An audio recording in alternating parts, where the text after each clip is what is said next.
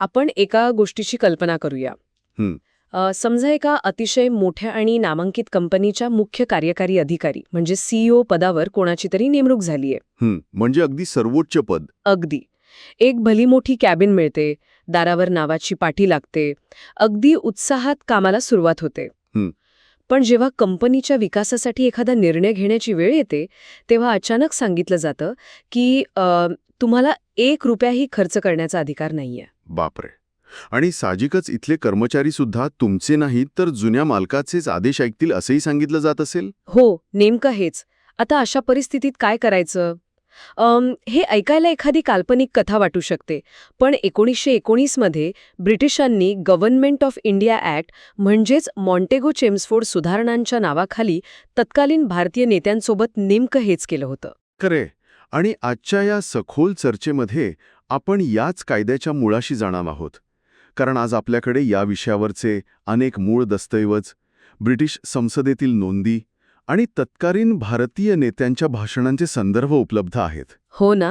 आणि म्हणूनच आजची आपली ही चर्चा खूप रंजक ठरणार आहे.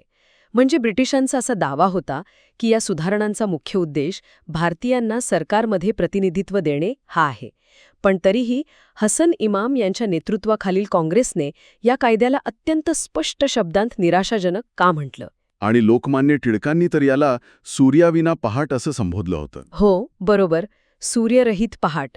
तर वरवर पाहता भारतीयांना अधिकार देणारा वाटणारा हा कायदा प्रत्यक्षात कसा फोल होता आणि या सुधारणांच्या नावाखाली भारतीयांच्या पदरात कोणती भयंकर निराशा पडली हे आपण आज उलगडणार आहोत. चला तर मग या ऐतिहासिक फसवणुकीचे पडदे बाजूला करूया. नक्कीच. पण या सगळ्याची पाळेमुळे समजून घेण्यासाठी आपल्याला आधी थोडं मागे जावं लागेल. तो पहिल्या महायुद्धाचा काळ होता. आपल्याला माहितीच आहे की भारतीयांनी या युद्धात ब्रिटिशांना प्रचंड मदत केली होती. मनुष्यबळ आणि पैसा दोन्हीही. हो. आणि त्या बदल्यात आपल्याला स्वशासनाचे म्हणजेच स्वतःचा कारभार स्वतः चालवण्याचे थोडेफार अधिकार मिळतील अशी भारतीयांची माफक अपेक्षा होती. याच पार्श्वभूमीवर 1919चा हा कायदा आला. अच्छा. पण या कायद्याच्या खऱ्या स्वरूपाची जाणीव आपल्याला सर्वोच्च स्तरावरील म्हणजेच केंद्रीय विधिमंडळातील बदलांपासून होते. या कायद्याने केंद्रात पहिल्यांदाच द्विसदनीय किंवा ज्याला इंग्रजीत बायकॅमरल म्हणतात अशी विधिमंडळ व्यवस्था आणली. 1 मिनिट. इथे मला एक गोष्ट समजून घ्यायची आहे. हे बायकॅमरल म्हणजे नक्की काय? मी स्पष्ट करतो. बायकॅमरल म्हणजे 2 सभागृहे असलेली व्यवस्था. जशी आज आपल्याकडे लोकसभा आणि राज्यसभा आहे ना, तशीच त्या काळात लोअर हाऊस आणि अप्पर हाऊस अशी 2 सभागृहे अस्तित्वात आली. अच्छा. म्हणजे सेंट्रल लेजिस्लेटिव्ह असेंब्ली आणि काउन्सिल ऑफ स्टेट. अगदी बरोबर. भारतीयांना या सभागृहांमध्ये प्रतिनिधित्व मिळालं. त्यांना सरकारला प्रश्न विचारण्याचा, पुरवणी प्रश्न विचारण्याचा आणि बजेटच्या एका छोट्या भागावर मतदान करण्याचा अधिकारही देण्यात आला. हे ऐकायला तर खूपच प्रगतिशील वाटतंय. मग यात अडचण काय होती? इथेच तर ब्रिटिशांची हुशारी होती. त्यांनी ही 2 सभागृहे बनवली जेणेकरून जर खालच्या सभागृहात भारतीय प्रतिनिधींनी बहुमतानं एखादा त्यांच्या सोयीचा कायदा पास केलाच तर तो वरच्या सभागृहात अडकवून ठेवता येईल किंवा फेटाळता येईल. अच्छा. म्हणजे हे एक प्रकारचं स्पीड ब्रेकर होतं म्हणायचं. एकीकडे तुम्ही सांगताय की आम्ही तुम्हाला कायदे बनवण्याचा अधिकार देतोय आणि दुसरीकडे अशी व्यवस्था निर्माण करताय जिथे कोणताही महत्त्वाचा निर्णय पुढे जाऊच शकणार नाही. हो ना. आणि मगाशी तुम्ही बजेटचा उल्लेख केलात, तिथे तर खरी गोम होती. कसो काय? अर्थसंकल्पावर मतदानाचा अधिकार मिळाला हे तर महत्त्वाचं पाऊल होतं ना. तसं वाटतं. पण कायद्यानुसार बजेटचा तब्बल 75% भाग हा मतदानाच्या कक्षेबाहेर म्हणजेच नॉन वोटेबल ठेवण्यात आला होता. बापरे. 75%. म्हणजे एवढा मोठा हिस्सा? होय. म्हणजे बघा, ज्या पैशांवरून देशाचा गाडा चालतो, सैन्यदल, प्रशासकीय अधिकाऱ्यांचे पगार आणि इतर महत्त्वाचे खर्च, अशा तब्बल 3/4 पैशांवर भारतीय प्रतिनिधींचे कोणतेही नियंत्रण नव्हते. म्हणजे तुम्ही फक्त उरलेल्या 25% चर्चा करू शकता आणि मतदान करू शकता. हा तर निव्वळ देखावा झाला. अगदी. आणि दुसरी एक महत्त्वाची गोष्ट सांगतो, मतदानाच्या अधिकाराबद्दल. त्या काळी भारताची लोकसंख्या साधारण 26 कोटी होती. तर या कायद्यानुसार केंद्रीय स्तरावर मतदानाचा अधिकार किती लोकांना मिळाला असेल याचा काही अंदाज? जर ते लोकशाहीचा पाया रचत असल्याचा दावा करत होते तर किमान काही कोटी लोकांना तरी अधिकार मिळायला हवा होता. अजिबात नाही. फक्त 15 लाख लोकांना. काय? 26 कोटींपैकी केवळ 15 लाख? होय. कारण मतदानाचा अधिकार मिळण्यासाठी संपत्तीची, करांची आणि शिक्षणाची अत्यंत जाचक अट ठेवली गेली होती. सर्वसामान्यांना तो अधिकारच नव्हता. हे ऐकायला जितकं विचित्र वाटतं तितकंच ते भयानक आहे. म्हणजे देशाच्या एकूण लोकसंख्येच्या 1% लोकांनाही मतदानाचा अधिकार नाही. आणि तरीही ब्रिटिशांचा दावा असा की आम्ही भारतीयांना देशाचं प्रतिनिधित्व दिलं आहे. हे तर एखाद्या शालेय विद्यार्थी परिषदेसारखं झालं. मुख्याध्यापक विद्यार्थ्यांना म्हणतात की तुम्ही तुमची एक समिती बनवा आणि शाळेच्या कॅन्टीनमध्ये कोणता मेनू असावा हे तुम्ही ठरवा. बरोबर. पण कॅन्टीनचं बजेट काय असेल, पैसे कुठून येतील आणि अंतिम निर्णय काय असेल हे मात्र आम्हीच ठरवू. हे उदाहरण या परिस्थितीला अगदी अचूक लागू पडतंय. कारण इथे मुख्याध्यापक होते गव्हर्नर जनरल किंवा व्हाईसरॉय. अच्छा, म्हणजे त्यांच्या हातात सर्व सूत्र होती. हो. या कायद्याने त्यांना सर्वोच्च कार्यकारी अधिकारी बनवले. त्यांच्या अधिकारांवर या नव्या विधिमंडळाचं कोणतंही नियंत्रण नव्हते. जर केंद्रीय विधिमंडळाने एखादं बिल नाकारलं तर व्हाईसरॉय ते स्वतःच्या विशेष अधिकारात मंजूर करू शकत होते. बापरे. आणि जर प्रतिनिधींनी बजेटमध्ये एखादी कपात सुचवली तर ती कपात रद्द करण्याचा अधिकार त्यांना होता. इतकंच नाही तर ते वाटेल तेव्हा वटहुकूम काढू शकत होते. इथे एक साहजिकच प्रश्न पडतो. मी विचार करत होते की जर व्हाईसरॉयला विधिमंडळ बरखास्त करण्याचा किंवा लोकांच्या प्रतिनिधींनी घेतलेला कोणताही निर्णय एका झटक्यात बदलण्याचा अनिर्बंध अधिकार होता, तर मग त्या लोअर हाऊसमध्ये निर्वाचित भारतीय सदस्य असण्याचा उपयोगच काय होता? खरं सांगायचं तर काहीच उपयोग नव्हता. हा सगळा देखावा भारतीयांचा रोष शांत करण्यासाठी आणि आंतरराष्ट्रीय समुदायाला दाखवण्यासाठी होता. सत्तेच्या खऱ्या चाव्या मात्र ब्रिटिशांनी स्वतःच्याच खिशात सुरक्षित ठेवल्या होत्या. म्हणजे परराष्ट्र व्यवहार, संरक्षण यांसारखे सगळे महत्वाचे विषय केंद्राकडेच होते आणि त्यावर ब्रिटिशांचीच घट्ट पकड होती. बरोबर. भारतीय प्रतिनिधींना कायदेमंडळात बसण्याची परवानगी मिळाली, पण त्यांच्या हातात कसलीही खरी ताकद नव्हती. ठीक आहे. हे आपण केंद्राच्या बाबतीत पाहिलं. केंद्रात ब्रिटिशांनी सर्व सत्ता स्वतःकडेच ठेवली. पण मग राज्यांच्या किंवा प्रांताच्या पातळीवर काय स्थिती होती? कारण तिथेच ती द्विदल राज्य पद्धती किंवा ज्याला डायआर्की म्हणतात त्या अत्यंत वादग्रस्त संकल्पनेचा प्रवेश होतो. होय.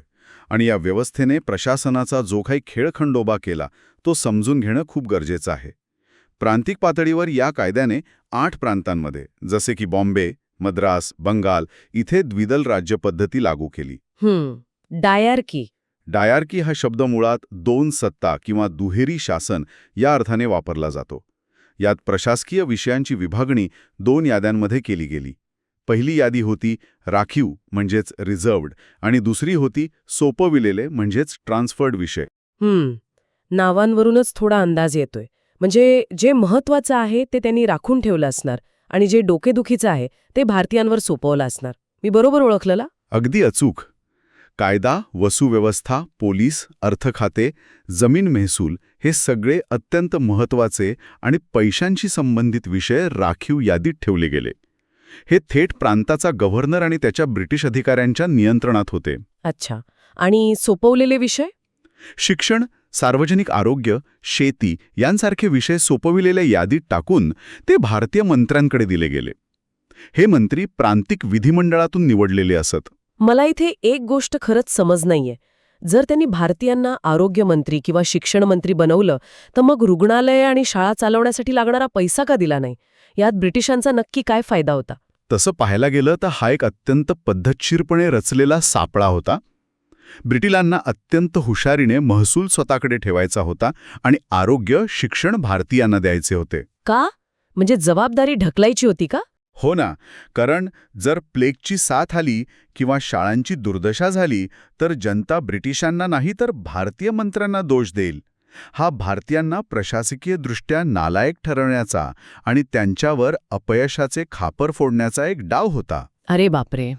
म्हणजे हे असं झालं ना की गाडीचं स्टेअरिंग माझ्या हातात दिलंय पण ब्रेक, क्लच आणि ॲक्सेलरेटर मात्र तुम्ही स्वतःकडे ठेवली आहेत. अगदी तसंच. समजा एखादा भारतीय व्यक्ती राज्याचा आरोग्यमंत्री आहे, त्याला जनतेसाठी नवीन रुग्णालय बांधायची आहेत, तो अर्थखात्याकडे निधी मागायला जातो, तेव्हा त्याला सरळ नकार मिळतो. आणि त्याहीपेक्षा भयंकर म्हणजे जे प्रशासकीय अधिकारी लागतात ते गव्हर्नरच्या नियंत्रणात आहेत. बरोबर.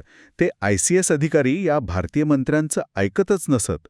कारण त्यांना माहीत होतं की त्यांची नोकरी गव्हर्नरच्या हातात आहे, मंत्र्यांच्या नाही. म्हणजे मंत्र्यांना स्वतःच्याच खात्यात काही किंमत नव्हती. अजिबात नाही. भारतीय मंत्र्यांना वारंवार अर्थ खात्याकडून पैशांसाठी नकार मिळायचा आणि सर्वात महत्त्वाचे म्हणजे गव्हर्नर कोणत्याही विशेष कारणावरून मंत्र्यांचे निर्णय नाकारू शकत होता. एकाच प्रांतात 2 समांतर सरकारे चालवण्याचा हा प्रयोग पूर्णपणे विसंगत आणि अतार्किक होता.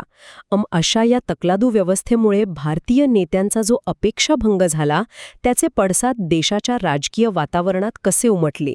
या फसवणुकीचा उद्रेक लगेचच दिसून आला. ऑगस्ट 1918 मध्ये हसन इमाम यांच्या अध्यक्षतेखाली बॉम्बे येथे काँग्रेसचे विशेष अधिवेशन पार पडले.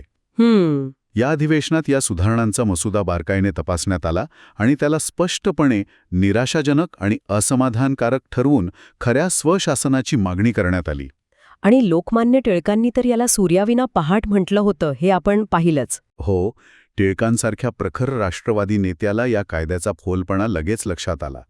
सूर्याविना पहाट म्हणजे उजाडलं तर आहे, पण प्रकाशाचा लवलेशही नाही.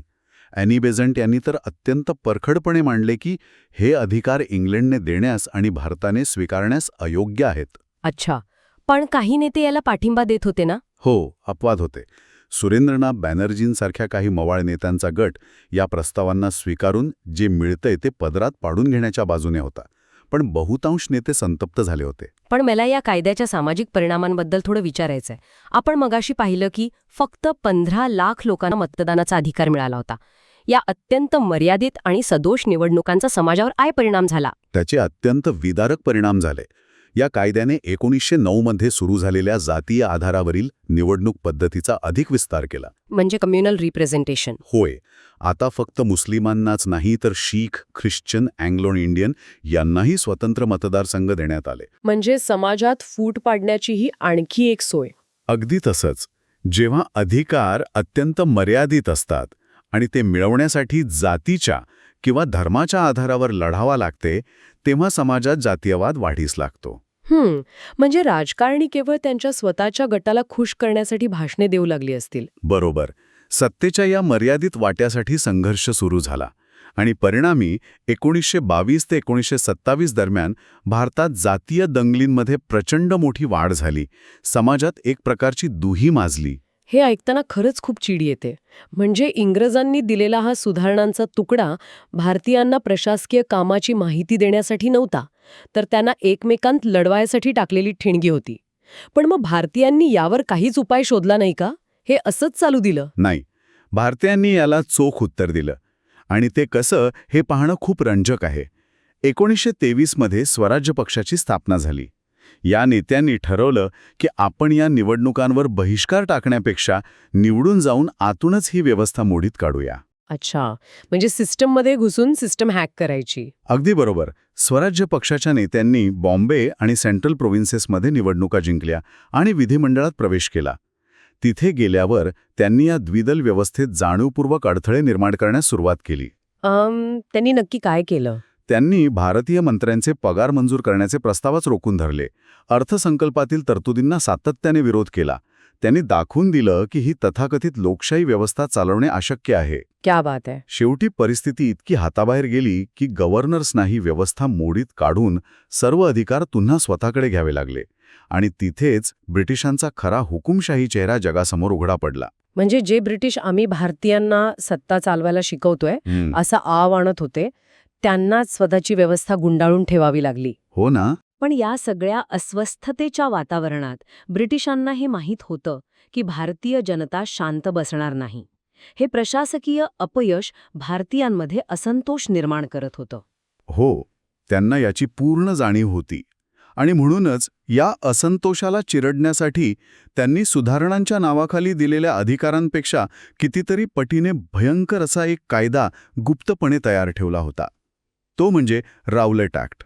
राऊलेट कायदा, हां, तोच भाग आहे जो या सुधारणांच्या कथेचा सर्वात धक्कादायक आणि काळाकुट्ट अध्याय आहे. बरोबर.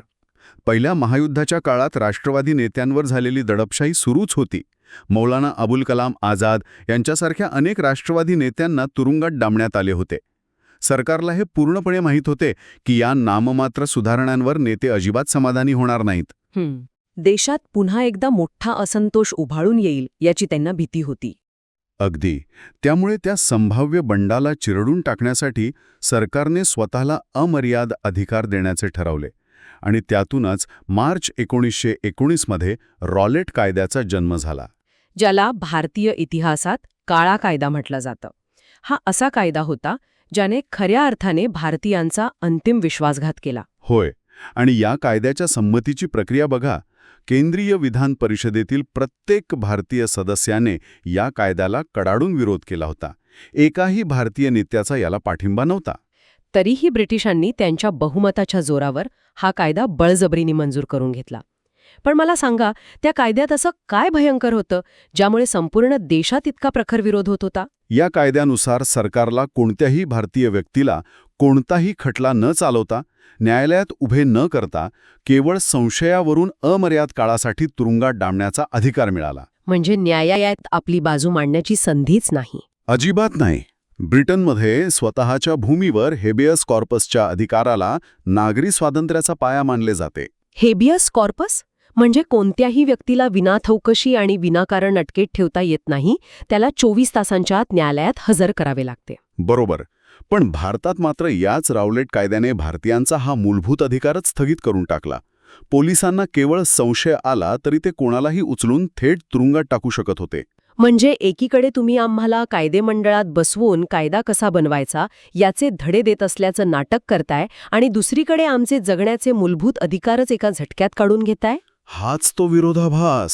हे म्हणजे एखाद्या व्यक्तीला गाडी चालवायला शिकवण्याच्या नावाखाली गाडीचं एक खोटं स्टिअरिंग व्हील त्याच्या हातात द्यायचं, त्याला वाटेल की तो गाडी चालवतोय आणि त्याच वेळी गाडीचे दरवाजे बाहेरून लॉक करून ठेवायचे, जेणेकरून तो कुठेही पळून जाऊ शकणार नाही. हां, अत्यंत भयानक परिस्थिती. सुधारणांचे गाजर दाखवणे आणि त्याचवेळी दडपशाहीचा असा निर्दयी बडगा उगारणे हे ब्रिटिश राजवटीच्या स्वतःच्या कायद्याच्या राज्याच्या म्हणजेच रूल ऑफ लॉच्या तत्वांच्या पूर्णपणे विरोधात नव्हते का? 100% विरोधात होते. ब्रिटिशांचा हा दुटप्पीपणा इथे पूर्णपणे उघडा पडला होता आणि म्हणूनच भारतीयांच्या डोळ्यावरील उरलीसुरली पट्टीही गळून पडली. ज्या नेत्यांना वाटत होतं की ब्रिटिश टप्प्याटप्प्याने आपल्याला अधिकार देतील, त्यांचाही भ्रमनिरास झाला असणार. नक्कीच. एका बाजूने तुम्ही म्हणताय की आम्ही तुम्हाला स्वशासनाकडे नेतोय आणि दुसऱ्या बाजूने तुम्ही मानवी हक्क पायदळी तुडवणारा काळा कायदा आणताय. यामुळेच सर्व नेत्यांना पक्की खात्री पटली की हे सुधारणांचे नाटक निव्वळ धूळफेक आहे. आणि याच रॉलेट कायद्याच्या विरोधात पुढे देशभरात तीव्र आंदोलने झाली. हो, आणि त्यातूनच पुढे जालियनवाला बाग हत्याकांडासारखी भयंकर घटना घडली, ज्याने भारताच्या स्वातंत्र्य लढ्याची दिशा कायमची बदलून टाकली. आजच्या आपल्या सविस्तर चर्चेतून एक गोष्ट अगदी लख्खपणे स्पष्ट होते. मॉन्टेगो चेम्सफोर्ड सुधारणांवर आधारित 1919चा कायदा हा भारतीयांना स्वशासनाकडे नेणारे खरे पाऊल अजिबात नव्हते.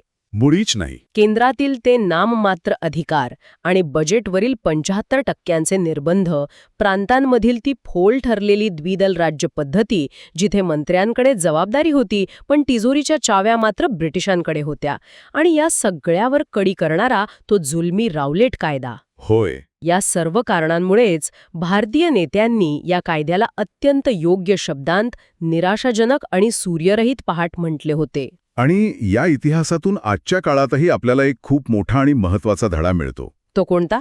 तो म्हणजे जेव्हा कोणतीही मोठी संस्था, प्रशासन किंवा सत्ताधारी यंत्रणा तुम्हाला अधिकार किंवा स्वायत्तता देत असल्याचा मोठा दावा करते, तेव्हा त्यातील बारकावे म्हणजेच फाईन प्रिंट वाचणे किती महत्त्वाचे असते. अगदी खरंय. वरवर पाहता मिळणारे पद हे खरोखरच तुम्हाला निर्णय घेण्याची ताकद देते आहे की फक्त कामाचे ओझे आणि भविष्यातील अपयशाची जबाबदारी तुमच्यावर ढकलण्यासाठी तुम्हाला पुढे केलं जात आहे? अधिकारांशिवाय दिलेली जबाबदारी ही नेहमीच फसवी असते.